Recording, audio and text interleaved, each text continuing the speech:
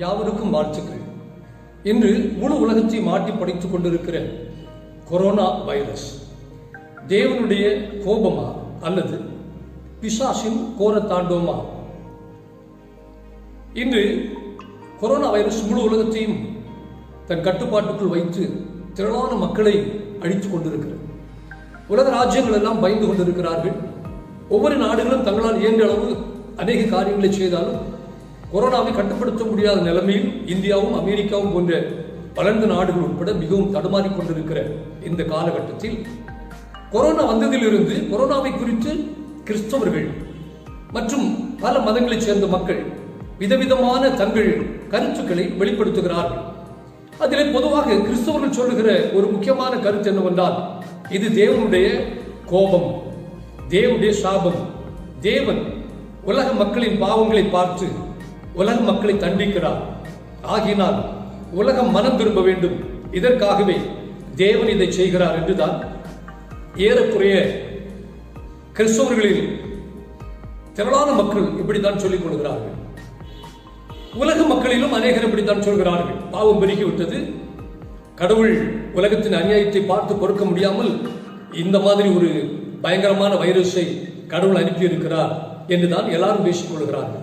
ஆனால் இதனுடைய யதார்த்தம் என்ன என்பதை குறித்து நாம் தெளிவாக சிந்திப்பதற்கு கடனாளிகளாக இருக்கிறோம். முதலில் ஒரு கூட்டத்தார் என்ன சொல்கிறார் என்று சொன்னால், இந்த கொரோனா என்பது இயற்கை. உலகத்தினுடைய பல்லாயிரம் வருடங்களாக இப்படிப்பட்ட பல வாதைகள் பிளேக்ஸ் வந்திருக்கிறது. கடந்த 5000 வருடங்களில் 20 மிக கொடிய இப்படிப்பட்ட வியாதிகள் வந்திருக்கிறது. இவைகள் மூலமாக 500 மில்லியனுக்கு அப்பாற்பட்ட ஜனங்கள் ஒவ்வொரு கொடிய வியாதியினால் மரித்திருக்கிறார்கள். ஆகையினால் இது ஒரு புதிய காரியம் அல்ல. ஆனால் இந்த தலைமுறையில் உள்ளவர்களுக்கு இது ஒரு புதிய காரியம். ஏனென்றால் முதல் முறையாக இப்படி ஒரு காரியத்தை நாம் பார்க்கிறோம். ஆனால் இந்த நூற்றாண்டின் துவக்கத்தில் 1920, 1800கள், 1700, 1600 என்று கடந்த 5000 வருடத்தை நாம் எடுத்துக்கொள்ளும் பொழுது ஒவ்வொரு நூற்றாண்டிலும் இது போன்ற பயங்கரமான பேண்டமிக்ஸ் வந்து அதன் மூலமாக லட்சக்கணக்கான மக்கள் மரித்திருக்கிறார்கள். அந்த காலகட்டத்தில் எல்லாமே உலகத்தில் இருக்கிற மக்கள் இது தேவனுடைய கோபம், தேவனுடைய சாபம், தேவன் உலகத்தை தண்டிக்கிறார் என்றுதான் சொன்னார்கள். அதைத்தான் இப்பொழுதும் அநேகர் சொல்லுகிறார்கள். ஆனால் இதனுடைய யதார்த்தம் என்ன? ஒன்று, இது இயற்கையாக வருகிறது என்று அநேகர் சொல்கிறார்கள். ஆனால் நாம் வேதத்தை சரியாக படிக்கும் பொழுது இயற்கை என்கிற வார்த்தையே வேதத்தினுடைய வார்த்தை அல்ல. காரணம், நேச்சுரல் என்கிற வார்த்தை டார்வினுடைய கோட்பாடிலிருந்து வருகிறது. அதாவது இயற்கையாக எல்லாமே உருவாகிறது என்கிற கோட்பாட்டில் அதை சொல்கிறார்கள். ஆனால் இந்த உலகத்தில் எதுவும் தானாக நடப்பதில்லை. இந்த உலகத்தில் நடக்கிற எல்லாமே தேவன் அறிந்து நடக்கிறது. தேவன் அல்லது தேவனுக்கு எதிராக கிரியை செய்கிற இன்னொரு சக்தி. இந்த 2 சக்திகளால் தான் இந்த உலகத்தில் நடக்கிற எல்லாமே நடக்கிறது. தேவன் அந்த எதிர் சக்தி பிசாசு என்று சொல்கிறோம். இந்த 2 பேரும் கிரியை செய்யாமல் தானாக இந்த உலகத்தில் எந்த ஒரு சிறு காரியம் கூட நடக்கவே முடியாது. அனைத்தும் இந்த 2 பேருடைய முழு கட்டுப்பாட்டுக்குள் தான் இருக்கிறது. அப்படி பார்க்கும் பொழுது கொரோனா வைரஸ் என்பது இயற்கையான ஒரு வியாதி என்று சொல்வதற்கு இடமில்லை. கண்டிப்பாக இந்த வைரஸுக்கு பின்னால் ஒன்றில் கடவுள் அல்லது பிசாசு, 2ல் ஒருவர் இதற்கு பின்னால் இருந்து இதை செய்வதன் மூலமாகத்தான் இது இந்த உலகத்திலே வர முடியும். நாம் வேதத்திலே மத்தேயு எழுதின சுவிசேஷம் அதனுடைய 10ஆம் அதிகாரம் 29ஆம் வசனத்திலிருந்து பார்க்கும் பொழுது இயேசு இப்படி சொன்னார், ஒரு காசுக்கு 2 அடைக்கலான் குருவிகளை விற்கிறார்கள் அல்லவா? ஆயினும் உங்கள் பிதாவின் சுத்தம் இல்லாமல் அவைகள் ஒன்றாகிலும் தரையிலே விடாது, உங்கள் தலையில் உள்ள மயிரெல்லாம் எண்ணமிடப்பட்டிருக்கிறது என்று எழுதப்பட்டிருக்கிறது. அப்படியானால் ஒரு அடைக்கலான் குருவி கீழே விழுவது முதல் ஒரு மனுஷனுடைய தலையில் இருக்கிற முடி கீழே விழுவது வரைக்கும் எல்லாமே தேவன் அறியாமல் நடக்கிறதில்லை. ஆனால் தேவன் அறிந்திருக்கிறார் என்கிறபடியால் பூமியில் நடக்கிற எல்லாமே தேவன் உருவாக்குறதும் இல்லை. இவைகளை குறித்தான நிறைய ரகசியங்களை நாம் இன்றைக்கு பார்க்க தேவன் நமக்கு உதவுவாராக. இந்த கொரோனா வைரஸ் தேவனால் உருவாகி இருக்க முடியுமா? தேவனுடைய கோபத்தினால் இப்படிப்பட்ட ஒரு வைரஸை தேவன் அனுப்பினாரா என்று நாம் பார்த்தால், புதிய ஏற்பாட்டிலேயும் பழைய ஏற்பாட்டிலேயும் மிக அருமையான வசனங்கள் இப்படி சொல்கிறது. 1 யோவான் 4:8 தேவன் அன்பாகவே இருக்கிறார். யாக்கோபு 1ஆம் அதிகாரம் 13ஆம் வசனத்தை பார்க்கும் பொழுது தேவன் பொல்லாங்கினால் சோதிக்கப்படுகிறவர் அல்ல, ஒருவனையும் அவர் சோதிக்கிறவரும் அல்ல என்று எழுதப்பட்டிருக்கிறது. பொல்லாங்கினால் என்று சொல்லும் பொழுது ஈவில் மீன்ஸ் தேவன் தீமையினால் யாரையும் தண்டிக்கிறவரோ சோதிக்கிறவர் அல்ல, ஒருவரையும் அவர் சோதிக்கிறவர் அல்ல. தேவன் அன்பாகவே இருக்கிறார், தேவன் நல்லவராகவே இருக்கிறார், நன்மை செய்கிறவராகவே இருக்கிறார். தேவனிடத்தில் தீமை இல்லை, தேவன் ஒளியாகவே இருக்கிறார், அவரிடத்தில் எல்லளவும் இருள் இல்லை என்கிற வசனங்கள் பைபிளில் மிக தெளிவாக எழுதப்பட்டிருக்கிறது. அப்படியானால் தேவன் இப்படிப்பட்ட ஒரு வைரஸை இந்த உலகத்தில் அனுப்பி மனுக்குலத்தினுடைய மரணத்திற்கு காரணமாக இருக்க தேவையில்லை. இரண்டாவது, இது ஒரு தேவனுடைய கோபமாக இருந்தால் அந்த வைரஸ் சீனாவிலே ஒரு மார்க்கெட்டிலோ அல்லது ஊகான் மாகாணத்தில் உள்ள ஒரு லேபிலோ தேவன் அதை உருவாக்கி அனுப்ப வேண்டிய அவசியம் இல்லை. இதற்கு முன்பாக பழைய ஏற்பாட்டின் காலத்தில் எத்தனையோ முறை தேவன் தம்முடைய சொந்த ஜனங்களை அவர்கள் கீழ்ப்படியாமையின் பொழுது தண்டித்த பொழுதெல்லாம் அவர் எங்கோ ஒரு லேபில ஒரு வைரஸை உருவாக்கி அதன் மூலமாக தண்டிக்கவில்லை. வாதை திடீரென்று வந்தது, தூதர்கள் வந்தார்கள், ஜனங்களை சிக்ஷித்தார்கள், அதற்கு பிறகு பெரிய காரியங்களை தேவன் அவர்களுக்கு செய்தார். இப்படித்தான் நாம் பார்க்கிறோம். ஆகினால் இது தேவன் உருவாக்கிவிட்ட ஒன்றாக இருப்பதற்கு எந்த சான்ஸும் இல்லை. ஏனென்றால் தேவன் அன்பாகவே இருக்கிறார், தேவன் ஒளியாக இருக்கிறார், அவரிடத்தில் எல்லளவும் இருள் இல்லை. அடுத்ததாக பார்க்கும் பொழுது அநேகர் பழைய ஏற்பாட்டிலே தேவன் ஜனங்களை அடித்து திருத்தி தண்டித்து அவர்களை நேர்வழியில் நடத்தின சம்பவங்களை நினைவு கொள்கிறார்கள். அதன் அடிப்படையில் தான் குறிப்பாக பெந்தெக்கோஸ்தே ஊழியர்கள் உலகம் எங்கிலும் தேவனுடைய கோபம் என்று சொல்லுவவர்கள் சொல்வதற்கு காரணம் என்னவென்று சொன்னால், இந்த பழைய ஏற்பாட்டிலே தீர்க்க தரிசன புத்தகங்களே இவர்கள் எப்பொழுதும் படித்துக் கொண்டிருப்பது. இந்த புத்தகங்களை படித்துக் கொண்டிருக்கும் பொழுது வெட்டுவேன், குத்துவேன், கொல்வேன், உன்னை அப்படி செய்வேன், இப்படி செய்வேன், நீ திருந்தாவிட்டால் ஏழத்தனியான தண்டனை உண்மையில் கொடுப்பேன், இப்படிப்பட்டவைகளை அவர்கள் படிக்கிறபடியால் பழைய ஏற்பாட்டில் அதே தேவனை அவர்கள் பார்க்கிறார்கள். புதிய ஏற்பாட்டில் தேவன் தம்முடைய பிரமாணங்களை மாற்றி கிருபையின் காலத்தை கொண்டு வந்ததை அவர்கள் மறந்துவிட்டு பழைய ஏற்பாட்டினுடைய தேவனை போல ஒரு கொடூரமான முகத்தை அவர்கள் காண்பிக்கிறபடியால் தேவன் தான் இதை செய்தார், தேவன் தான் இந்த தண்டனையை கொண்டு வந்தார் என்று அநேகர் இதை தேவன் மேல் குற்றமாக சாட்டுகிறார்கள். தேவன் உலகத்தை சிருஷ்டித்த பின்பு உலகத்திலே கொடிய பாவம் உண்டானபடியினால் உலகத்தை தண்டித்த அநேக சம்பவங்கள் பைபிள் இருப்பது உண்மைதான். நோவாவின் காலத்தில் ஜலப்பிரளயத்தினால் முழு உலகத்தையும் அழித்தார் என்று இருக்கிறது. சோதோம் கொமோரா பட்டணங்களை அவருடைய பொல்லாத கிரியையினால் அழித்தார் என்று இருக்கிறது. இப்படியாக பழைய ஏற்பாட்டின் காலங்களில் அநேக காரியங்கள் இப்படி இருக்கிறது. ஆனால் இப்படிப்பட்ட அநேக சம்பவங்கள் மூலமாக யாராகிலும் மனம் திரும்பினார்களா என்று பார்த்தால் அந்த நினிவே பட்டணத்தாரை தவிர வேறு அநேகர் மனம் திரும்பினதாக இல்லை. குறிப்பாக இஸ்ரவேல் ஜனங்களை தேவன் தண்டித்த சமயங்களில் எல்லாம் நீங்கள் சரியாக வேதத்தை படித்தால் அங்கே தேவன் மனம் திரும்பினார் அல்லது God repented, அந்த தண்டனைக்கு பிறகு ஜனங்கள் அழிவதை பார்த்து தேவன் மனம் அருந்தினார், மனம் அருந்தி அந்த கொடிய வாதில் நிறுத்தினார் என்றுதான் பார்க்கிறோம் ஒழிய ஜனங்கள் இந்த தண்டனைகளினால் மனம் திரும்பினார்கள் என்று அநேக இடங்களில் நாம் பார்க்க முடிகிறதில்லை. கேரளத்திலே கடுமையான வெள்ளப்பெருக்கினால் திரளான ஜனங்கள் அழிந்தார்கள். அந்த சமயத்திலும் அந்த வெள்ளப்பெருக்கு வந்த பொழுது அநேகர் இப்படி சொல்லிக் கொண்டார்கள், தெய்வம் கேரளாவை தண்டிக்கிறார், மலையாளிகளை தண்டிக்கிறார் என்று சொன்னார்கள். இந்த தண்டனை நிமித்தமாக கேரளத்தில் இருக்கிற கிறிஸ்தவர்களோ மலையாளிகளோ மனம் திரும்பினார்கள் என்றோ அவருடைய வாழ்க்கை மாறினது என்றோ இல்லை. அதற்கு பிறகும் அதே பாவங்களிலும் அதே சாபங்களிலும் தான் அவர் வாழ்ந்து கொண்டிருக்கிறார்கள். இன்னொரு கூட்டத்தார் என்ன சொல்கிறார் என்று சொன்னால், உலகத்தில் பாவம் பெருகிவிட்டது, ஆகினால் இது கடைசி காலம் ஆனபடியினால் இந்த பாவத்தின் நிமித்தம் தேவன் உலகத்தை தண்டிக்கிறார். ஆனால் உலகத்தின் சரித்திரத்தையும் வேதத்தையும் நாம் படித்து பார்த்தால் உலகத்தில் இதற்கு முன்பு பாவங்கள் இருந்ததை போல் இப்பொழுது பாவங்கள் இல்லை. நாம் வேதத்தில் பார்க்கிறோம், சோதோம் கொமோரா பட்டணங்கள் முழுவதும் ஹோமோசெக்சுவல்ஸ், அதாவது ஒருபால் புணர்ச்சியாளர்களால் நிரம்பி இருந்த பட்டணங்களை பார்க்கிறோம். பயங்கரமான யுத்தங்கள், பயங்கரமான அழிவுகள், பயங்கரமான துன்மார்க்கங்கள் இந்த உலகத்தின் முந்தைய காலங்களில் இருந்தது போல இப்பொழுது ஜனநாயக ஆட்சி நடக்கிற இந்த காலத்தில் அந்த அளவுக்கு இல்லாதபடி கட்டுப்படுத்தப்பட்டிருக்கிறது என்பதால் உண்மை. ஆனபடினால் இக்காலத்தில் பாவங்கள் முற்காலத்தின் பாவங்களை போல் அதிகம் அல்ல. நாம் இக்காலத்தில் இருக்கிறபடியால் அப்படி தெரிகிறது. ஆனபடியால் இக்காலத்தில் இருக்கிற பாவங்களை பார்த்து தேவன் மனுஷனை தண்டிக்கிறார் என்று சொல்வதற்கும் நியாயமான காரியங்கள் அங்கே இல்லை. அடுத்தது பாருங்கள், தேவன் உலகத்தை மனம் திரும்பலுக்கு நேராக நடத்தும்படிக்கு இப்படிப்பட்ட தண்டனைகளை வைரஸை கொடுக்கிறார் என்று சொல்லுகிறார்கள். தேவன் இப்பொழுது புதிய ஏற்பாட்டின் காலத்தில் நாம் இருக்கிறோம். இந்த புதிய ஏற்பாட்டின் காலத்தில் தேவன் மனிதனை அடித்து திருத்தி வாதைகளினாலும் வியாதிகளினாலும் கொடிய மரணங்களினாலும் மனுஷனை அடித்து திருத்தி அவனை தனக்கு நேராக கொண்டு வருகிற தேவனாக இருக்க முடியுமா என்பது ஒரு மிக முக்கியமான கேள்வி. தேவன் அன்பினால் எல்லாரையும் இழுத்துக் கொள்கிறார், கிருபையினால் இழுத்துக் கொள்கிறார். இயேசு கிறிஸ்துவின் சுவிசேஷமானது உலகமெங்கிலும் பிரசங்கிக்கப்பட்டு அந்த சுவிசேஷத்தினாலே மக்கள் மனம் திரும்ப வேண்டும் ஒழிய தேவன் கொடிய வாதையினாலும் பொல்லாத வியாதிகளினாலும் உலகத்தை அடித்து அதன் மூலமாக அநேகர் மனம் திரும்புவார்கள் என்கிற கூற்று நியாயமான கூட்டாக தென்படவில்லை. ஏனென்று சொன்னால் இந்த கொரோனாவின் மூலமாக அநேகர் மனம் திரும்புவதற்கு பதிலாக லட்சக்கணக்கான மக்கள் மரித்திருக்கிறார்கள். அப்படி மரித்த ஆத்துமாக்களில் ரட்சிக்கப்படாத அநேக மக்கள் நரகத்துக்கு போயிருப்பார்கள். தேவன் இதற்கு காரணராக இருக்க முடியுமா என்பது ஒரு மிக முக்கியமான கேள்விக்குறியாக இருக்கிறது. இது தேவனுடைய நியாய தீர்ப்பு. தேவன் உலகத்தை தண்டிக்கிறார் என்று சொன்னால் அது தேவனுடைய சித்தம் என்று எடுத்துக் கொள்ளலாம்.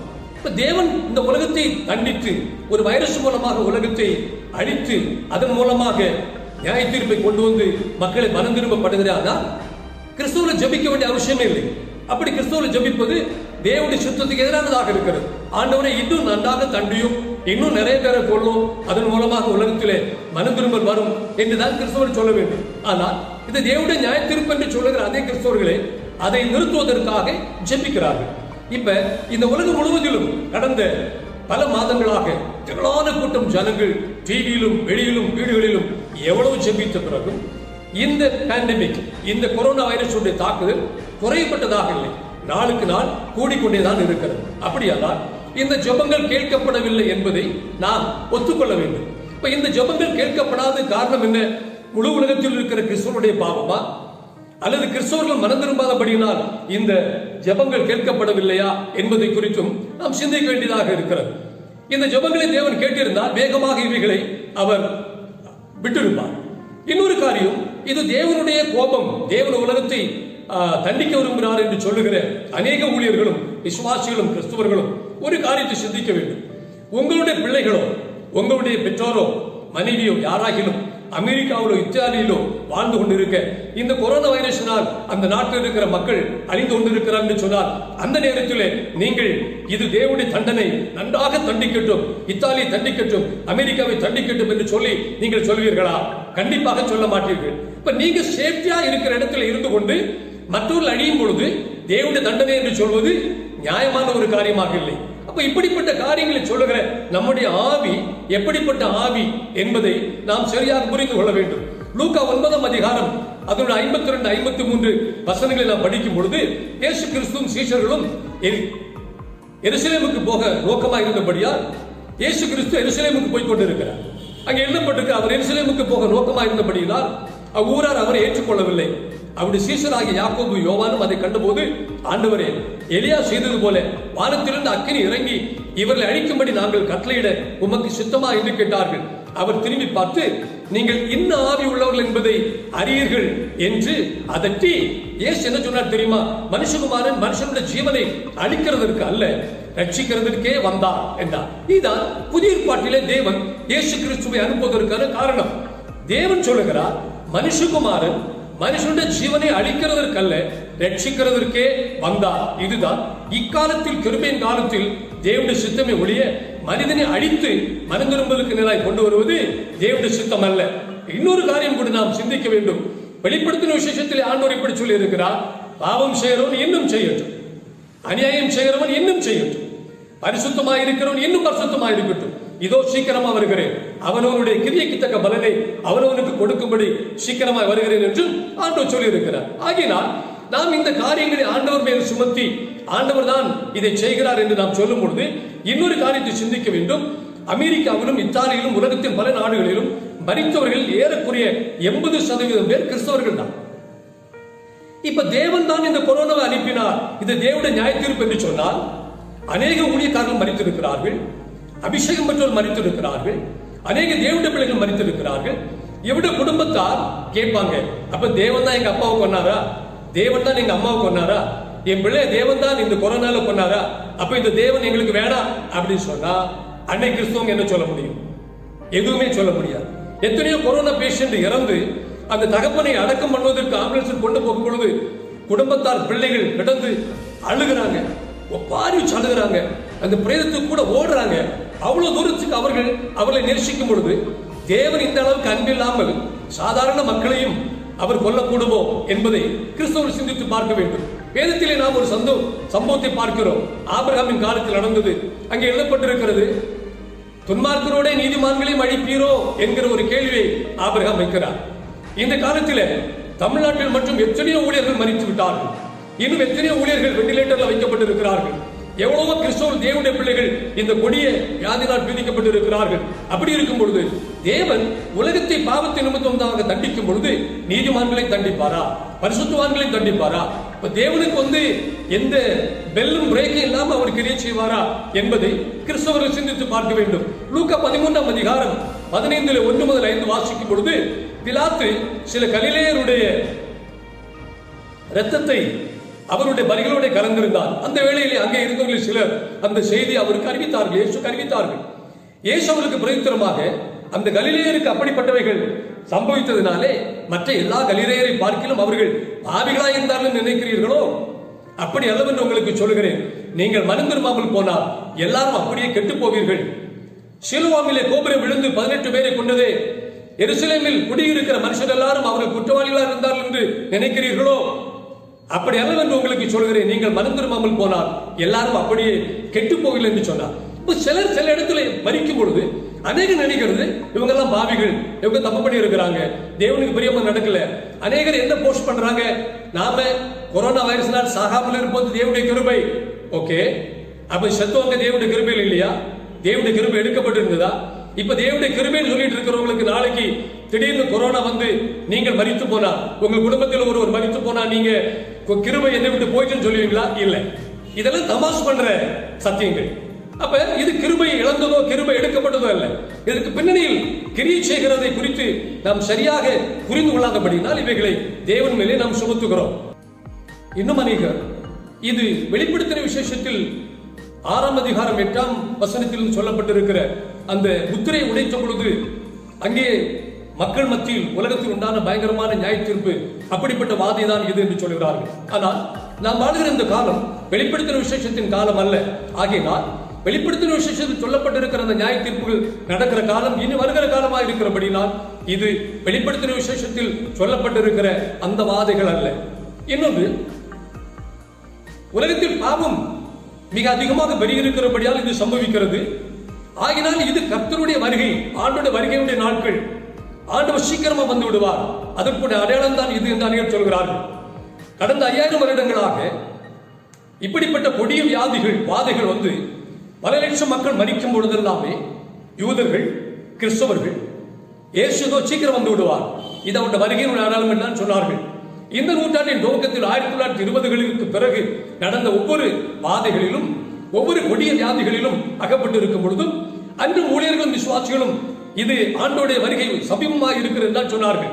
ஆனால் இப்படிப்பட்ட கொடிய வியாதிகள் வருகிறபடியால் அது ஆண்டோட வருகை சமீபம் என்பதற்கு அர்த்தம் அல்ல.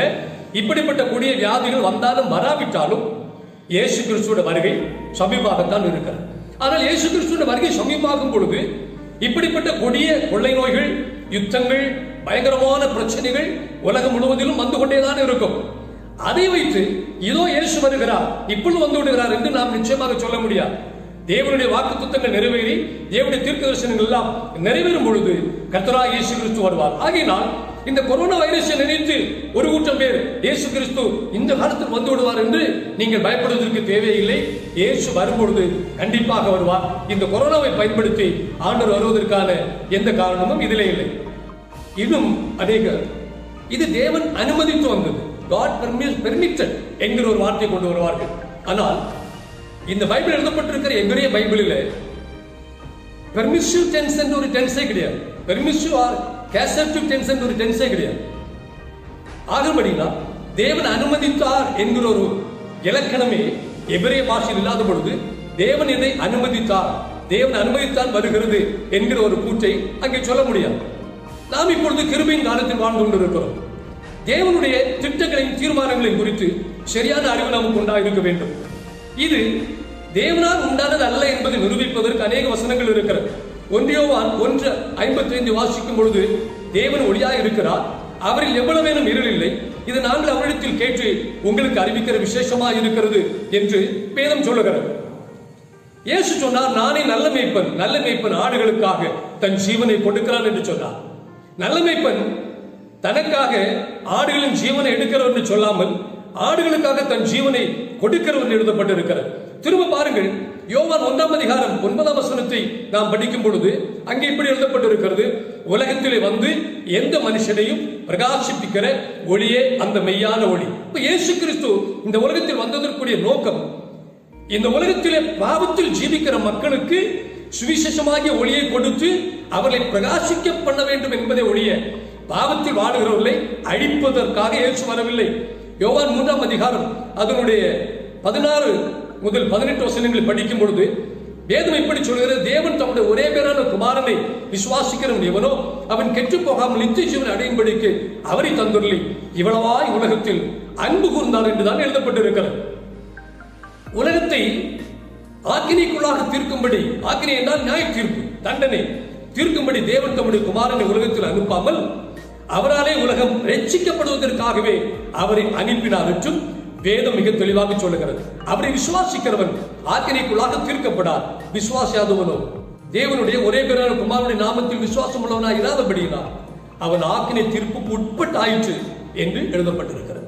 ஆகினால் எசேக்கியேல் 18:32 வேதம் இப்படி சொல்லுகிறது, மனம் திரும்புங்கள் அப்பொழுது பிழைப்பீர்கள், சாகரனுடைய சாவை நான் விரும்புவதில்லை என்று கர்த்தராகிய ஆண்டவர் சொல்லுகிறார் என்று எழுதப்பட்டிருக்கிறது. இப்ப தேவன் ஒரு ஆத்மா அவன் உயிர்ந்த உலகத்தில் வாழ்ந்தால் எப்படியாகிலும் அவன் ரட்சிக்கப்படுவதற்கு அநேக வழிகள் இருக்கிறது. நியாய தீர்ப்பை கொடுத்து அதன் மூலமாக இந்த உலகத்திற்கு தண்டனை கொண்டு வந்து மனம் திரும்புதலை கொண்டு வந்து அப்படியாகிலும் அவர்கள் தன்னை ஏற்றுக்கொள்வார்கள் என்று தேவன் செய்வாரா என்பது கேள்விக்குறியான விஷயம்தான். ஆகையினால் தேவனுடைய பிள்ளைகளாகிய நாம் இதற்கு பின்னணியில் இருக்கிறவன் யார் என்பதை குறித்து தெளிவான அறிவுடையவர்களாக இருக்க வேண்டும். இயேசு கிறிஸ்து சாத்தானை குறித்து இப்படி சொல்லும் பொழுது அவன் திருடவும் கொல்லவும் அழிக்கவும் வருகிறான் என்று சொன்னார். திருடன் திருடவும் கொல்லவும் அழிக்கவும் வருகிறான் அன்றி வேறொன்றுக்கும் வரான், நானும் அவைகளுக்கு ஜீவன் உண்டாயிருக்கும், அது பரிபூர்ணப்படும் வந்தேன் என்று சொன்னார். இதுக்கு பின்னணியில இதை உருவாக்கின ஒரு பிசாசு இருக்கிறார். அவன் எங்கிருந்து இதை உருவாக்குகிறான்? சீனாவிலிருந்து உருவாக்குகிறான். சீனாவுடைய தெய்வம் யாரு? டிராகன். டிராகன் என்றால் வேதத்தில் எழுதப்பட்டிருக்கிறது பழைய பாம்பாகிய வலு சர்ப்பம். இந்த பழைய பாம்பாகிய வலு சர்ப்பம் தான் சீனனுடைய கடவுள். அப்படியானால் இது சீனாவிலிருந்து உருவாக்கப்பட்டிருக்கிறது, ஒரு கொடிய நாட்டிலிருந்து உருவாக்கப்பட்டிருக்கிறது.